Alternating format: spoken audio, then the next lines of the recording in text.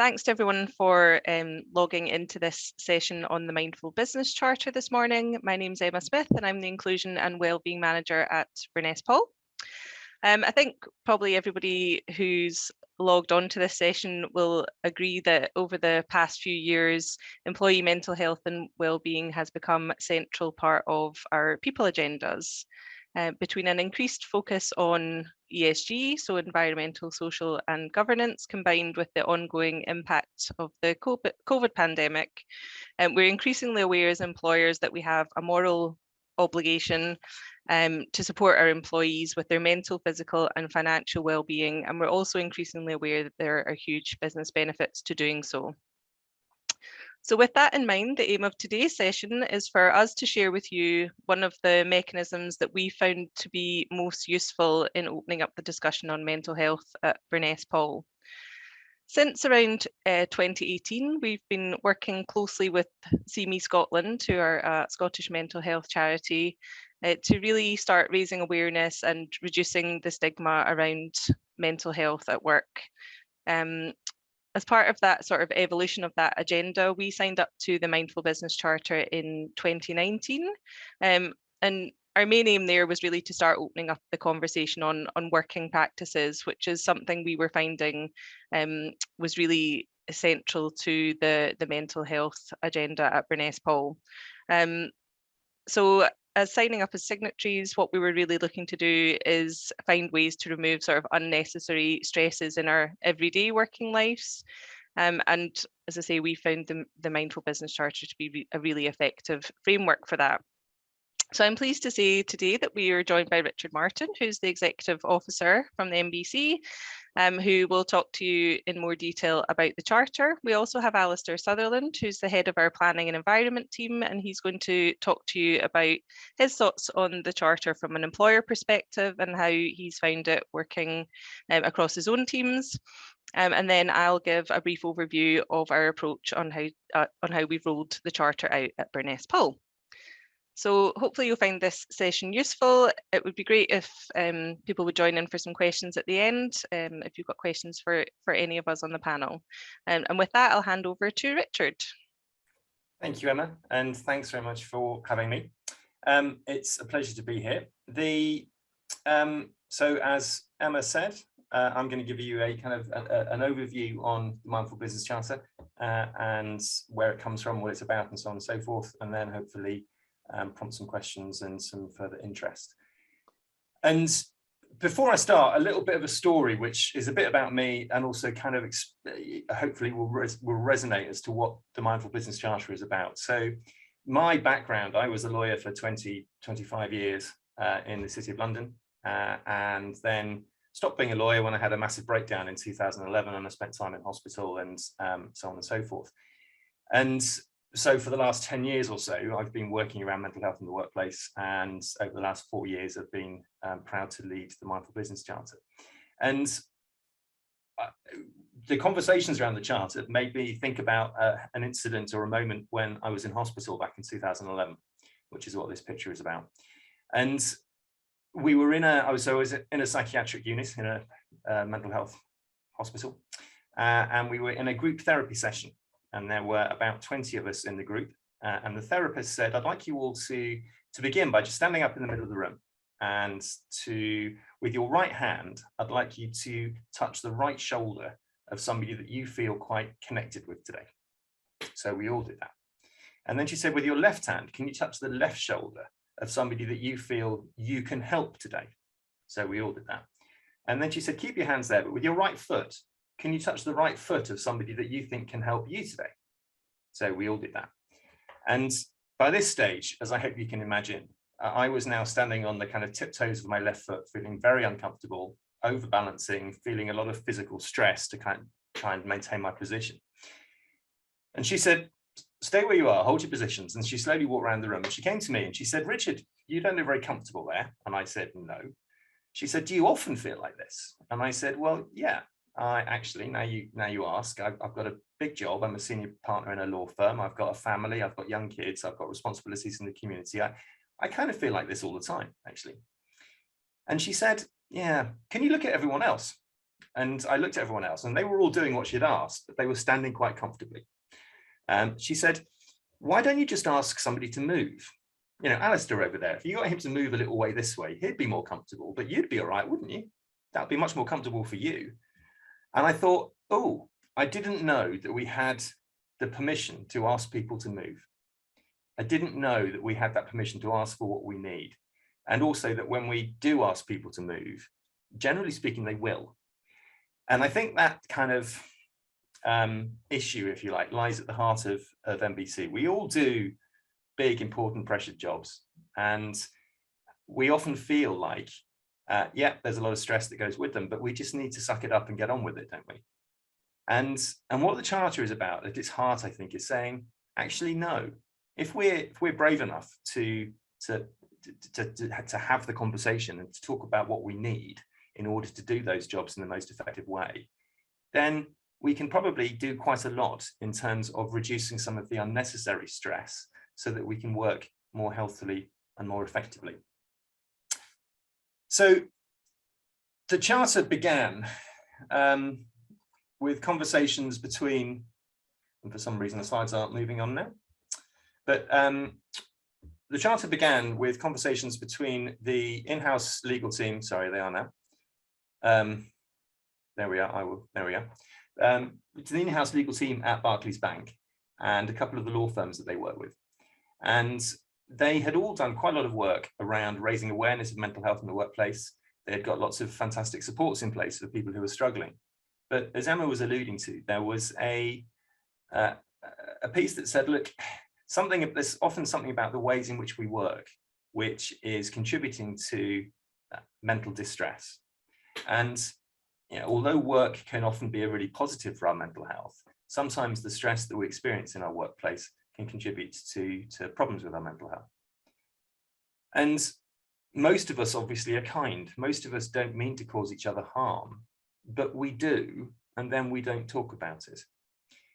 And the stress that we experience, and the Mindful Business Charter is all about stress, the stress that we experience can come from a number of different places. It can come from our own heads and the kind of thinking that we get caught up in sometimes.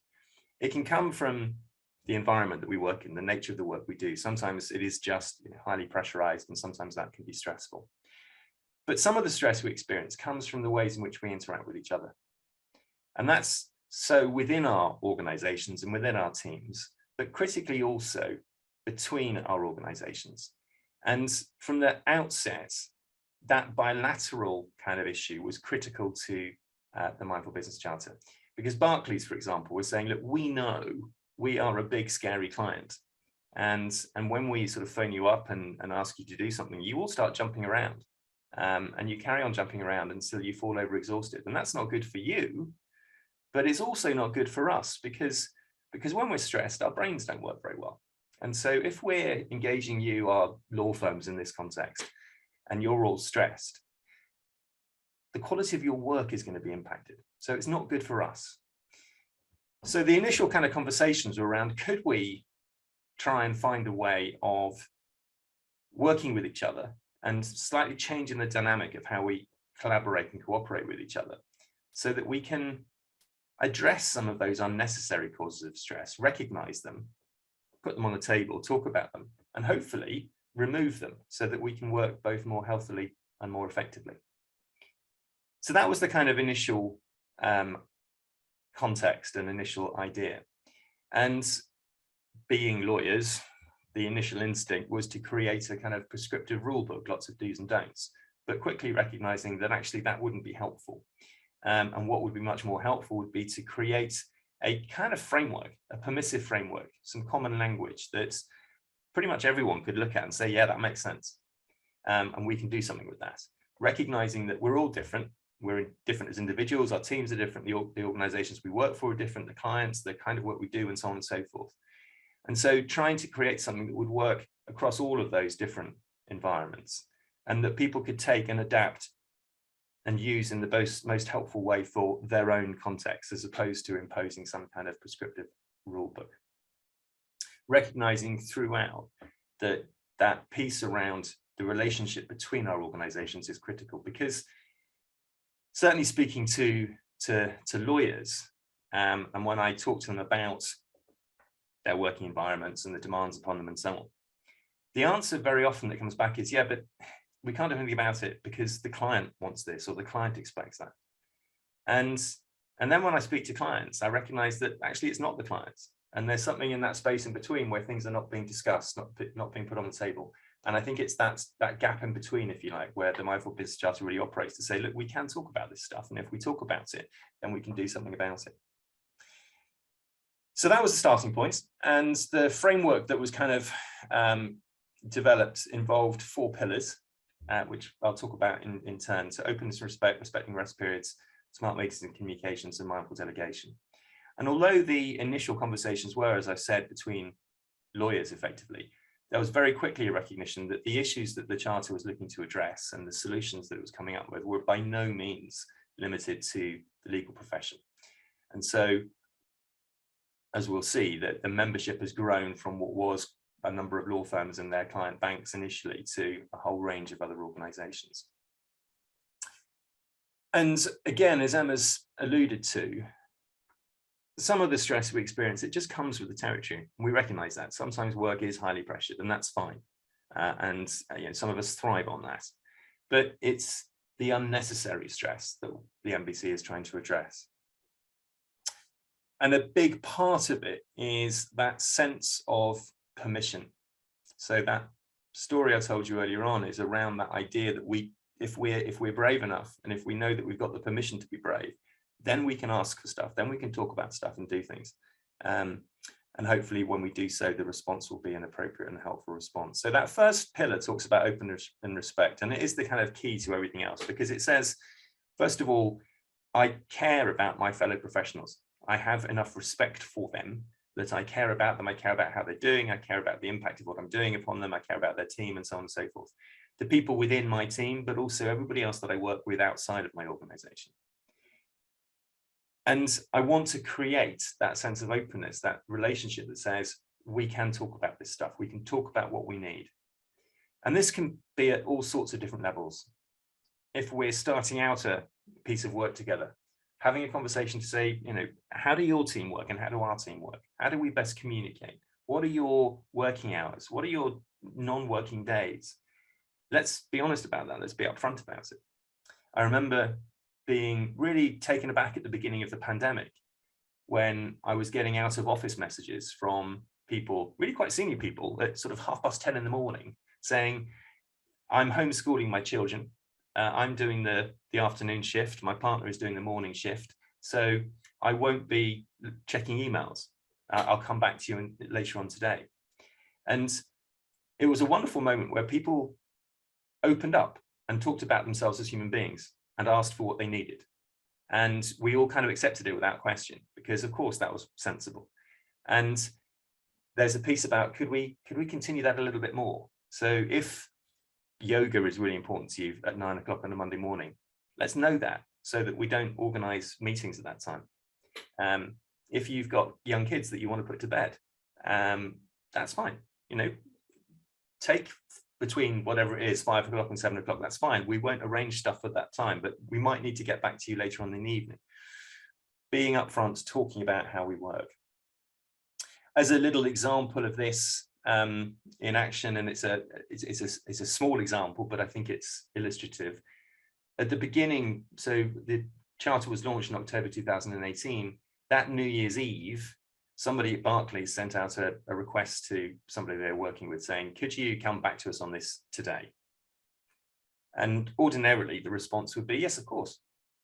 But the person concerned said, hang on, what about this Mindful Business Charter business? And so went back to Barclays and said, yeah, of course we can do this today if you need it. But it is New Year's Eve and we would rather be doing something else. Do you actually need it today? And the response from Barclays was, oh my goodness, of course not, how silly, sorry. And it's, as I say, it's a small example, but it's illustrative, I think, of that permission to be brave that Barclays given by committing themselves to the Charter, which allowed the law firm in question to push back and challenge and say, actually, do you need this? So that's the first pillar. And as I say, it's the kind of core to everything else, because if we don't have that sense of respect and openness, then we're not going to do anything else. The other pillars then sort of get into the more nuts and bolts of how we work day to day. So the second pillar talks about smart meetings and communications. And I guess the context for this is our communications and our meetings can be overwhelming and can create a huge amounts of stress for us. And the word mindful in the Mindful Business Charter is about being more thoughtful, being more aware. And so this pillar kind of asks us to just be more thoughtful, more aware of the ways in which we communicate, the ways in which we meet. So with meetings, let's only have meetings that we need to have. Let's make them as short as possible. Who decided that meetings needed to be an hour long, for example? Let's have clear agendas for our meetings and let's stick to them. Let's allow people to join meetings in the way that's most effective for them. Let's be mindful of times of day. So lots of organizations have said, I tell you what, wouldn't it be nice if we actually all had a lunch break? So rather than organizing internal meetings at lunchtime, let's organize them for another time of day. And then we can all have a bit of a break, or we can at least have some time to catch up on our emails, or whatever it might be. Again, with time zones, if we're working with people in different parts of the world, let's be mindful of that and recognize what we're doing when we're setting a meeting at a particular time of day. None of this is rocket science. But it's some of that common sense stuff that we've sort of lost sight of, or at least we didn't think that we had the permission to talk about and ask for. But also in the way in which we conduct our meetings, trying to make sure that we conduct our meetings in a way that is inclusive. It's inclusive of people recognizing how they're joining the meeting, particularly with hybrid meetings, but also recognizing that people have different neurodiversity and want to respond and engage in meetings in different ways. So trying to think about how we can conduct our meetings in ways that are inclusive to take account of those. With our communications, we know, I suspect, that we can be overwhelmed with the volume of emails and other electronic communications. Let's try and be more thoughtful about that. Let's only send emails that we need to send. Let's think about the time of day we're sending emails. It might suit me to be emailing people late on a Thursday evening, but what's the impact on people who are receiving those emails? Yes, sometimes I will need to be working on stuff late in the evening, but that's not all the time. And how many of us spend lots of our supposed downtime with our phones next to us just in case somebody emails us? Well, that's not helpful. It's not helpful for us. It's not helpful for the people that we live with and so on. So could we perhaps agree some protocols that says, look, we agree as a team, we will all be kind of keeping an eye on email between 9 o'clock in the morning and 6:30, but outside of those hours, if you want me, call me, and I'll then have a look at my email rather than sitting there just wondering if somebody's going to get in touch. Again, it's that idea of a permissive framework, giving ideas to think about to then say, okay, what would work in your context? And with our multiple communication channels, thinking about them and thinking about, what do we use them for? And agreeing perhaps some protocols around them. But also making sure that our communications make sense. And I know this is going to sound like an old man, but when I first started in law, if I wanted to send something out, it had to be typed. And it would generally go through 2 or 3 drafts before it went out, because we were thinking about it and we were refining it every time. Let's try and take that time with the emails that we send out. And again, when I needed to send something to more than one person, my secretary had to use carbon paper. So we could just about get 1, maybe 2 copies out of each time. And if I wanted to copy it to more than 1 or 2 people, we had to retype it. So we didn't bother. Thinking about who actually needs to receive those copy emails. Third pillar talks about respecting rest periods. And it's sort of what it says on the tin. We all know that we need downtime, but we've kind of, too many of us, I think, have drifted into a way of being that assumes that we're always on call, we're always available. And one of the upsides of the pandemic has been the ability to work in a more flexible way. But with that has come a sense, for some people at least, that means actually I'm available all the time. So thinking about how we can enable people to put back some of the boundaries around their working hours and so on.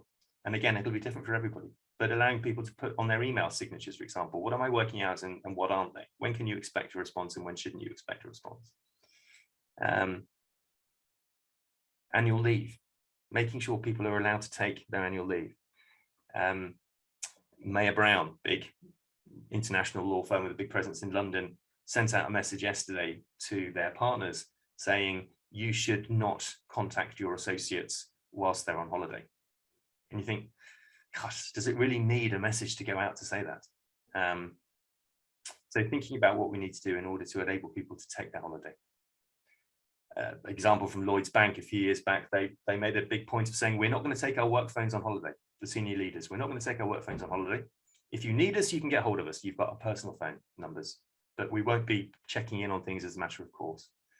And there's that sense of role modeling that's really important as well, because it's all very well saying all of this stuff, but if our senior leaders don't role model it and actually role model something very different, then these aspirations will soon be seen to be hollow. So role modeling is critical. The fourth pillar talks about kind of delegation and what does it look like internally. So thinking about, and again, this is very much going to depend upon you, your team, and so on and so forth, but thinking about how we want to best delegate and be managed, making sure people understand what they're being asked to do and why and where it fits in and who it's for and so on and so forth. Agreeing rather than imposing deadlines. Before we agree with a client that yes, we can do that for tomorrow, checking in with our team and seeing, well, can we? And what would that mean? And having the permission as the person who is being delegated to kind of push back and challenge some of this stuff. And what a number of organizations have done, and I know Burness Paul have done this, is putting in place some internal codes of conduct around this and saying, look, this is what we expect. This is how we are going to work with each other. And by agreeing that sort of framework, that kind of code of conduct, it makes it much easier to ask for appropriate behavior, to challenge inappropriate behavior and so on, because we've all agreed, haven't we, that this is how we're going to work. And of course, there'll be times when we need to do other things because that's just the nature of things. But if we've got a kind of framework and a standard to work from, then we're much more likely to be working in a mindful way. So that was the kind of original idea, and recognition, as I say, that this is a framework. It's some ideas, some language to use to think about what does this mean for us in our workplace, in our context. The MBC is a community of members. So we started, when we'll look at the membership list in a moment, but we started off with 12 original signatories who were 3 banks and 9 law firms, and it's now growing to 120 other organizations. You don't need to be a member of MBC in order to take the charter and use it. And if you look at the website, there's the charter there, there's a toolkit there which talks about how to implement and so on, and that's freely available. But we do think that there is a benefit in being a member. And obviously Burness Paul, as Emma says, have been a member since 2019. What we ask of members is this: we ask that members do stuff with it. MBC is not a badge just to put on your website and say, look at us, we're signatories to the Mindful Business Charter. It's a request, a commitment to make real change. So we ask that people do stuff with it. What they do will be very much dependent upon who they are and what they're doing and so on and so forth. And we know that some people will be able to work to move more quickly than others, depending upon who they are and the kind of work they do. Share what you're doing. A huge part of what MBC is about the community of like-minded organizations coming together and sharing best practice, sharing their learning. Because if I've invented something really clever, let's share it, because we don't all need to kind of invent that same wheel. If I've got a challenge that I don't know how to resolve, probably somebody else has come across that same challenge. And one of the wonderful experiences I've had over the last sort of 3 or 4 years of being involved is watching that sharing of learning between organizations. And finally, we ask that people spread the word, because the more organizations that are involved, the more impact we can have. In terms of what membership gives back to signatories, I think there's a number of different things. A big part is that sense of community and being able to participate in that network of like-minded organizations that are working together to try to change and challenge some of the ways in which we work, all with a view to working healthier and more effectively.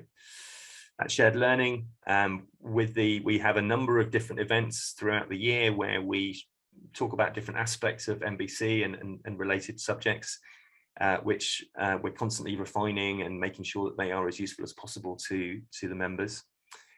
We also have on the website a members area which has got an ever-growing bank of resources that we've created centrally or that organizations have shared with each other.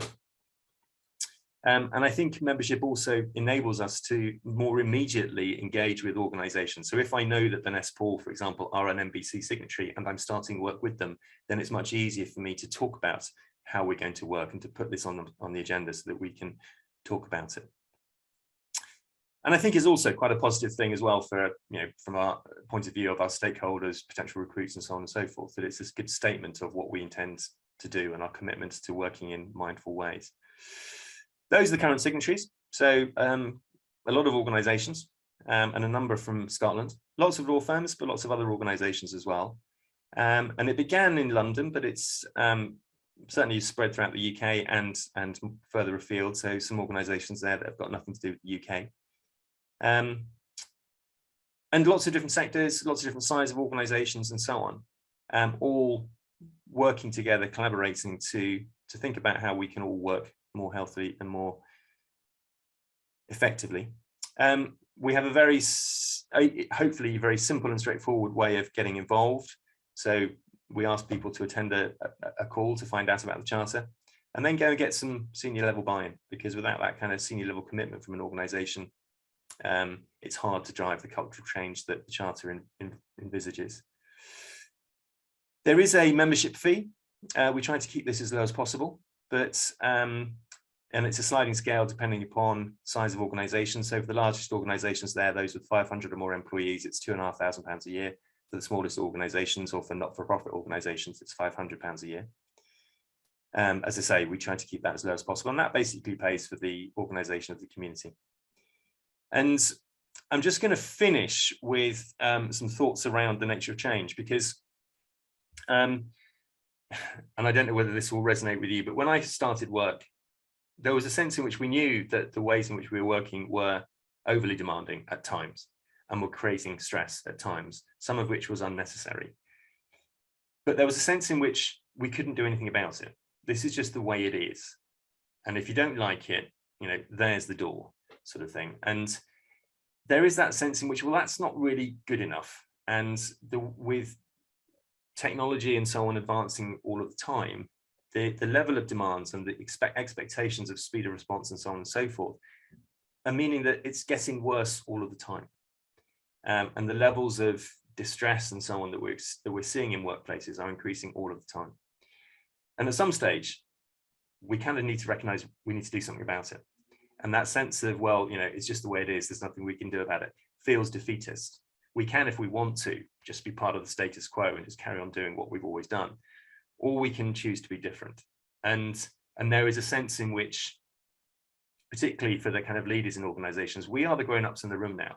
And if something needs to change, we need to be the ones that kind of drive that.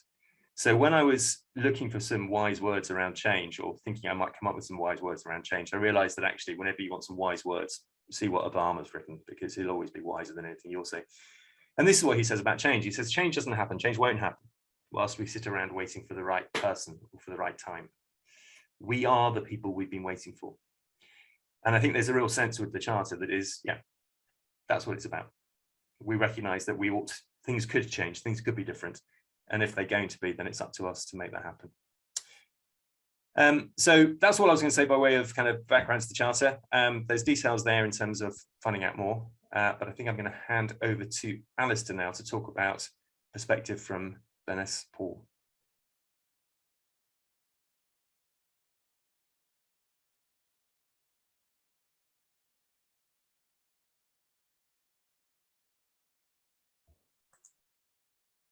Thanks very much, Richard. I think the screen has stopped sharing. Am I going to be brought up on full screen? I don't know if I am. I'm quite happy just to stay as a small window. You are. You're on full screen, Alistair. But that's fine. Okay. So yeah, no, thanks very much. I mean, it is. Actually, I've loved listening to Richard talk about the Mindful Business Charter and giving that overview again, because it's actually, even from my point of view, it's helpful and refreshing just to hear, again, what are the core principles, to be reminded from the employer's perspective, from a business owner's perspective, from somebody who is tasked with actually, as a signatory to the Mindful Business Charter, making sure that we maintain our responsibility for, are we are we actually delivering within our organization? So it's brilliant for me to get that refresher.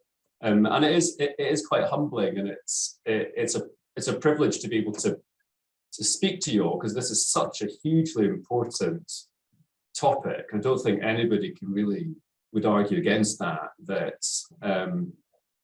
the health of employees, the health of people in the workplace is so important, and always has been in terms of Health and Safety Act, and that's been around since the 70s. But now this kind of real acute focus on mental health and safety is really at the fore. As Emma said at the beginning, because of whatever's been through the last couple of years as well, it's really sort of taken on increased prominence in people's minds. And so from the kind of business owner's point of view, I'd just like to discuss a few things about how it has made a difference for us, so for me as a manager and for us as an organization. And first, it is just the right thing to do. I'm not going to make that point again. Clearly, morally, this is the right thing to do. Whether it's Mindful Business Charter or something else, it's right for organizations to be engaging with this sort of initiative. But also, actually, than being, I guess, slightly more ruthless about it from a business point of view, it's also the right thing to do, because in almost every single business, people are one of, if not the most important assets. And in all businesses, even let's say it's a business that makes widgets or whatever, then a lot of time and effort will go into making sure that the machines that make the widgets are properly maintained, and they're air conditioned, and they're cooled, and they're serviced regularly, and they're performing at their absolute optimum, so they are as productive as possible. Well, it's kind of, it's the same, like the employee resource is very important, and ensuring that actually the circumstances, the working environment is as best as it possibly can be to get the most out of that human resource is also very important. And I think as Richard put it very well, the Mindful Business Charter is really it's not about solving every single problem. It's not about ensuring that 100% of the time everyone's going to be protected from every single harm, but it's actually, what are the things that are just that can be addressed? What are the avoidable bad practices? I think Richard expresses it in a better way than I have done, but what are the things that basically you can readily address and are within your control, and you can address or remove or improve so that just people's environment is better. So yes, the first thing is, and actually Richard's spoken about this, that the Mindful Business Charter it's a toolkit. So he said it was created by lawyers and it's a temptation to make prescriptive rules of do's and don'ts, but it's very much not that. It really is kind of just what Richard's run through. It's a toolkit. Richard described it as a framework. It very much is a starting point, and it's a toolkit which benefits individuals themselves, teams, and organizations as a whole. And actually, so we signed up in October 2019, and one of the first things that we did, I think it was sort of early in the next year, was across all the different divisions, we then started looking at the individual pillars. We started with smart meetings and emails, and on a division by division, a team by team basis, we had discussions around, okay, what does this mean for us as a team? So looking at that toolkit and looking at what it says in the Mindful Business Charter, how can we actually come up with some kind of charter for our team that actually just makes it a bit more specific to our context on how we think we should operate? Because it's not going to be the same for every team, and it's not going to be the same for every individual. And actually, even within my team, going back to the sending emails late at night, Richard was talking about, I have some team members who would prefer that I do send them emails late at night rather than do delay delivery and flood their email inbox at 9 o'clock the following morning. So, what works for one person might not work for another person. But I'm just going to share my screen quickly, hopefully successfully, just to give you a flavor of then how we've taken the toolkit forward. So I'll look to Richard and Emma, they can nod if they can see the screen, that's perfect. We did a dry run of this before. What I don't know how to do very easily is unshare my screen. So that'll come in a minute. But anyway, so this is a page on our firm intranet. So all employees of the firm have access to this. This is our Mindful Business Charter page. So then in here, if you click on these for openness and respect, smart meetings, respecting rest periods, mindful delegation, that will take you through to the relevant Mindful Business Charter page. But then also over the last couple of years, through these team discussion, division discussions, Emma has kind of worked on gathering all of this intel together. And then we do then have firm-wide, okay, what from Bernice Paul's point of view, what are our top tips based on the Mindful Business Charter for smart meetings? Because we obviously organize and work in a different way from an organization who might do forestry or whatever it may be. So we've kind of, very specific to our organization, these are some of the top tips that we've come up with for meetings. These are some of the top tips that we've come up with for email. So for example, here we use Microsoft Teams Messenger. So maybe set up a team chat on Messenger. So we're kind of not then flooding everyone's inboxes with lots of non-work chats. So that's something that's specific to our organization. Pick up the phone. Yeah, so things that are quite specific to us. And, we will, and actually I'll come on to this later on, we will necessarily have to revisit these. So again, it's not as if this is now, we've implemented the business charter, we've come up with our top tips, and that's it, it goes in the drawer and we're going to forget about it. I mean, really, the key is, how do we keep on making use of this regularly on an ongoing basis? I'm now going to try and unshare my screen. Which Alistair, at the top of your I should have done it now. Sorted. I've done it? Yeah, sorted. Brilliant. Yes, that takes me on to the next difference that it's made for us. And I think this is a massive difference. It's probably the biggest benefit, which is it has facilitated a discussion, because it just gives you something, if you were given a blank piece of paper and told to sit down and discuss mindful business, you could maybe get to the charter or some of the points of the charter over a period of time, but it would take a long time to get there. And it'd be a difficult thing to do, but it's the fact that the charter is there, then no one in the organization has come up with it. It's something everyone said, okay, we are collectively signing up to this, and we're now going to use it as a basis just to have an initial discussion, but then an ongoing discussion about what this means from a day-to-day, week-to-week, month-to-month point of view. And actually, Richard, I quite like the way that you put it about permission to ask about that. You didn't know that you could ask these things. That's, again, the Mindful Business Charter. It just gives people that they know within the organization they can raise these topics, they can have discussions about these things. It's not something that is taboo, it's not something they need to be insecure about, that's going to somehow threaten their position in the organization if they raise something which may be totally wrongly perceived as a weakness. But that's the journey we've been on as a society and a culture, I guess, is that we've moved from the kind of, well, just, get on with it, or, pull yourself together mentality to, come such a long way. But I think this really does help take it to that next level of it really, everyone has a green light in the organization to raise these issues if they think, not necessarily even they've got a problem, but just if they think actually there's something we could be doing better in this particular space.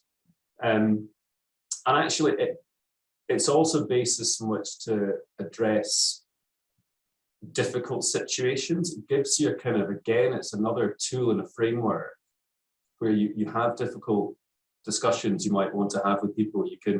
You can use the Mindful Business Charter, the principles there, again, as that starting point and as that framework. And that's very helpful as well. And I can't really overstate how helpful it is to have it, that something that is kind of sits out with the organization. So it's not an internally created set of principles as well. It's something where, we are going to invoke the Mindful Business Charter here and have a discussion around that. It genuinely is very, very helpful. So yeah, so that creating that culture of openness and fostering discussion is a big benefit. The other difference and big benefit is the extent to which it informs management decision making as well. I mean, it genuinely, it is there all the time. And I mean, it really does kind of either deliberately or inadvertently, it kind of works its way into pretty much every discussion at management level. It's not just something that is picked up and rolled out occasionally. The principles are quite now, they become quite embedded quite quickly in management decision making. And actually, I mean, that is reflected in the fact that yesterday we had a partners conference, and we actually had a session. I led a session on wellbeing, which included discussion on the Mindful Business Charter, and and so we're having lots of discussions about all of the issues that Richard was discussing, and actually, but we were readily better able to have those discussions because we had the Mindful Business Charter there as a toolkit and a framework. So we all knew that's what we were talking about. And actually, again, even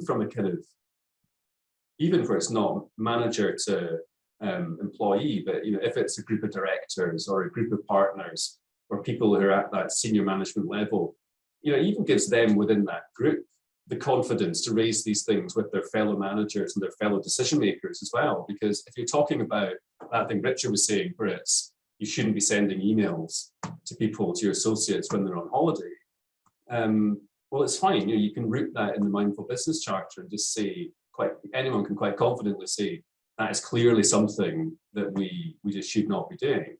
But in the absence of Mindful Business Charter, you may still get some people, even at that senior level, who may not have the confidence to actually say, stick their neck out, put their head above the parapet and say, actually, I think, this is how we should be running as a business. So it's very helpful even from that within the management point of view.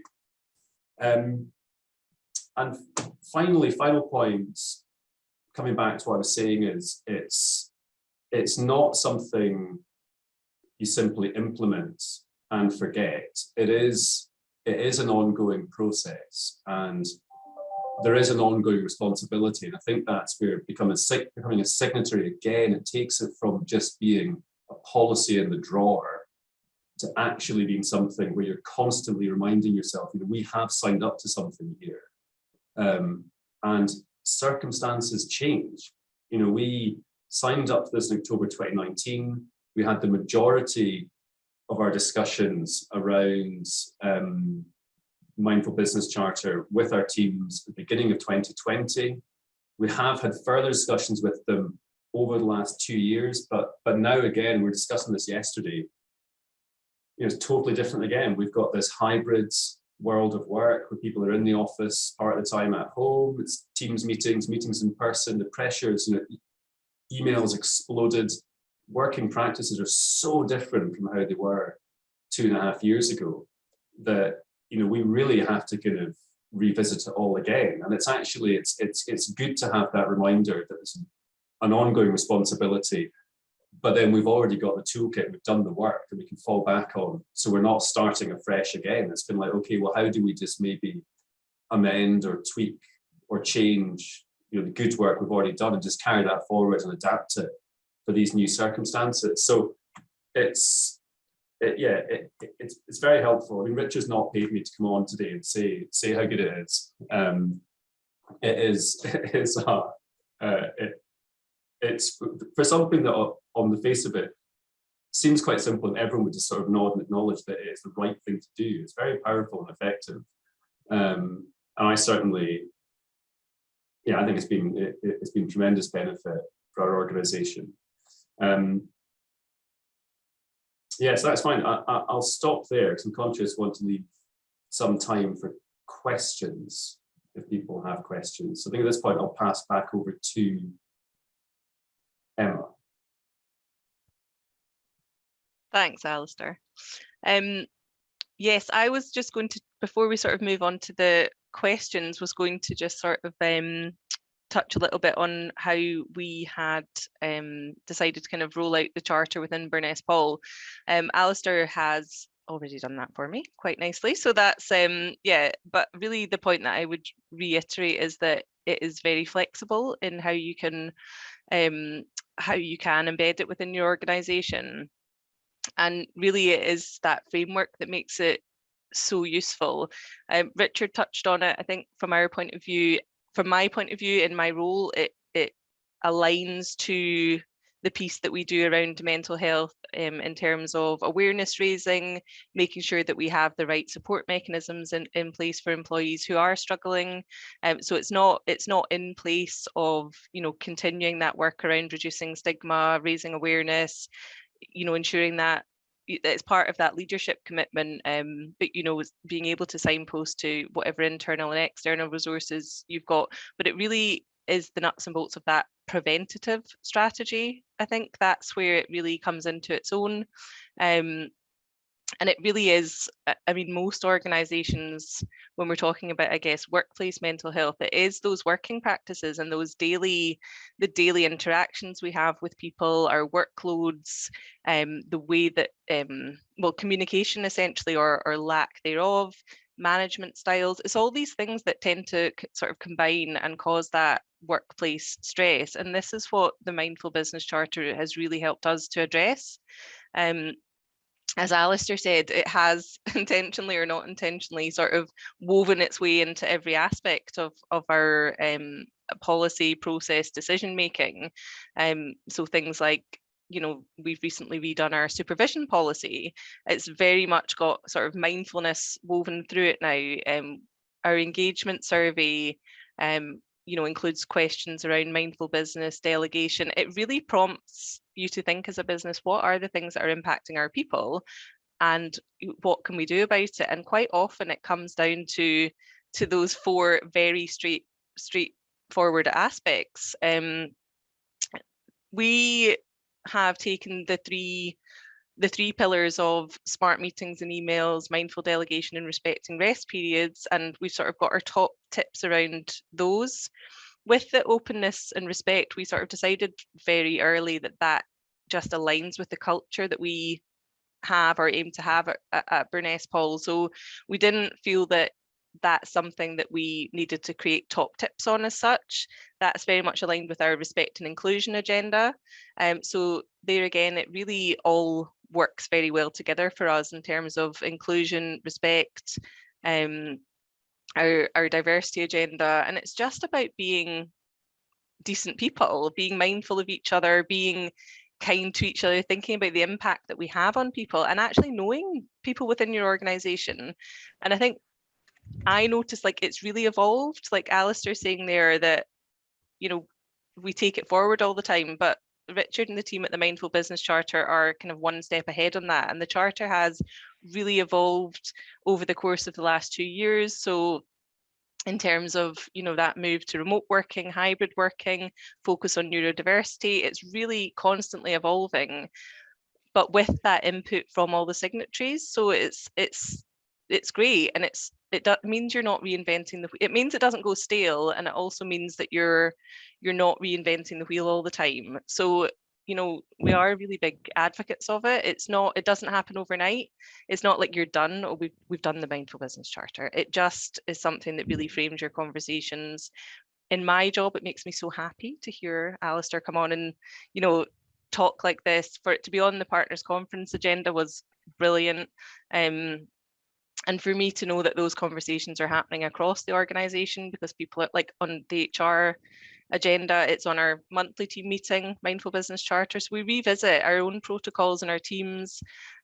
So that's a real positive. I think someone has asked in the chat before we sort of go on to other questions, whether We feel it could be useful or not for organisations which have a large number of frontline operational employees, for example, field engineers, operatives, staff dealing with members of the public, etc.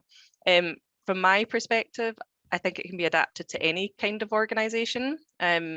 Basically, what you're looking at is your basic management practices, which every organisation has. I think, as Alistair said, for us, we've taken it and personalised it to Burness Paul. It is a case of personalising those pillars, but really, whatever organisation you want to work in, you want people to be mindful of each other.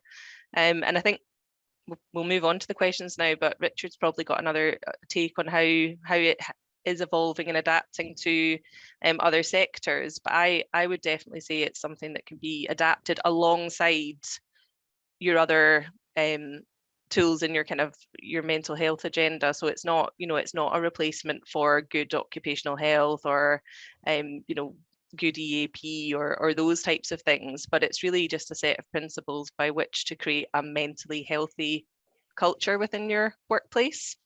So I will pass that one on to Richard and see his thoughts.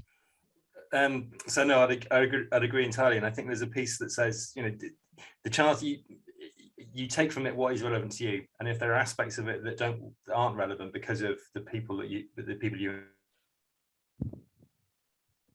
work at, the people you engage and how they work and so on and so forth, then don't worry about that piece, but work on what's relevant. And just picking up a point that kind of was a thread through both Emma and Alistair there, I think that some organizations that have come on board, they saw it as a natural kind of next step because they've done lots of other work around mental health and workplace and so on, and signing up the charter sort of represented the next logical step. For other organizations, it's been very much the kind of the framework around how they've hooked everything else around mental health and wellbeing. So it's been the kind of starting point. And I would say there's a piece around this that when we're over the last sort of 30 years, we've, as a society, but also within our organizations, we've been devoting ever more time and resource to mental health and wellbeing, which is brilliant, obviously. And it's all been directed at the individual. It's all been about, Richard, you're struggling. Here's some wonderful supports. Go and get yourself sorted. Come back when you're ready. And despite all of this investment of time focused upon the individual, the levels of distress within our society more generally, but within our workplaces, have been increasing all of the time. And at some stage, we need to recognize that it's not the individual, it's the systems that we're working in. And if we were all in a building, and if we all worked in the same building, and we started experiencing symptoms of asbestosis, then yes, please treat us for our asbestosis. But at some stage, somebody needs to look at what's in the roof and think about the environment in which we're working. And I think that's what the charter is about. It's about that health and safety that Alistair was talking about. Thanks, Richard. Does anyone have any questions for anyone on either myself, Richard, or Alistair? If you just want to unmute and ask any questions or pop them in the chat.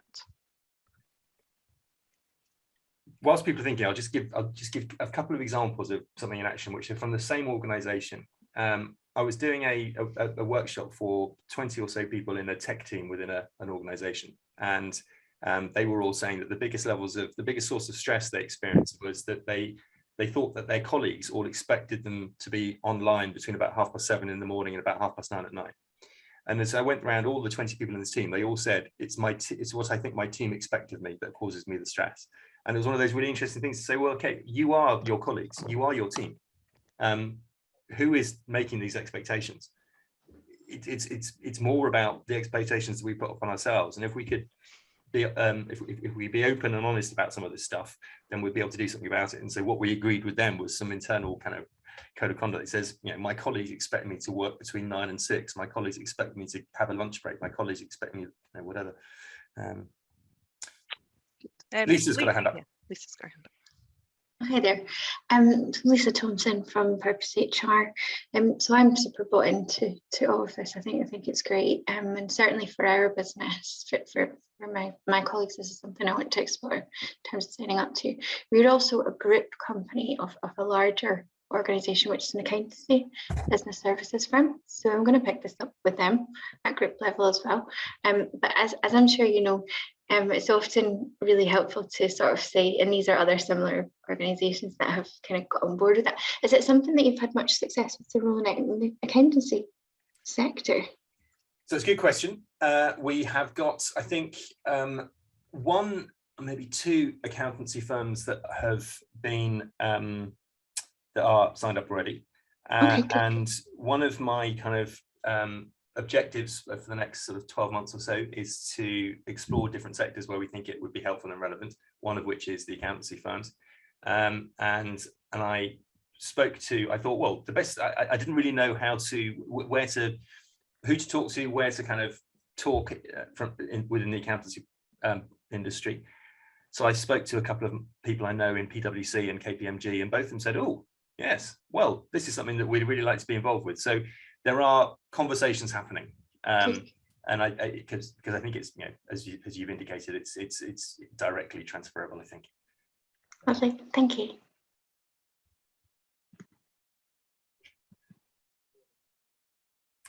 And Louise has put a question in chat about the public sector, and this is so one of the other target sectors that we've identified for the next 12 months is the public sector. And again, it's one where I don't have the kind of understanding, or I didn't have the understanding about where to start and so on. But we are beginning conversations. I've been speaking to the government legal service in Scotland as one place, also some public sector unions. I get the sense that public sector in Scotland is going to be much more receptive and easy to persuade than the public sector in England. So I will gladly start with where things are easy. But yes, absolutely. And then again, it's an example of some of this might not be so relevant, but other parts of it will be. I was just going to add in there about the sort of relevance and thinking about it, and actually it took us a while to get sort of make this connection, but when a lot of the talk is obviously about clients, but internally for us, we have a lot of internal stakeholders. So our whole business services function, you know, essentially has all our fee earners as our clients, and we've, you know, had a lot of good conversations around that internally, which just kind of reinforces it. So I do really see like a relevance for lots of other areas where there are those internal stakeholders, and it's about having that permissive framework, if you like. So yeah, but that's good to hear. And Barclays, as an example, so when they first started thinking about it, they saw it very much in the context of their relationship with external law firms. But then their next logical step, very much as Emma was saying, was to say, well, okay, what about our internal client base then? Because as an internal legal team, they have their internal clients. So they started then introducing MBC approaches and ways of working in those relationships. And then those internal Barclays clients have said, okay, what about our external clients, and so on. And so it grows. Okay. Is there any other questions before we go? I've just had a prompt from Helene to say, be mindful of time, because we do say try and have our meetings to finish on time. So yes, has anyone got any other questions? Just one more before we go. If not, we'll be sending around the slides and a copy of the recording, and Richard's got some details on the slides as to how to get in touch with him and his colleagues. And you know, we're happy at Burness Paul to chat to anyone who wants to have a sort of chat around the practicalities of the charter and kind of getting that senior buy-in, etc. So hopefully that's been a useful session for people, and thank you so much for coming along today. Thank you.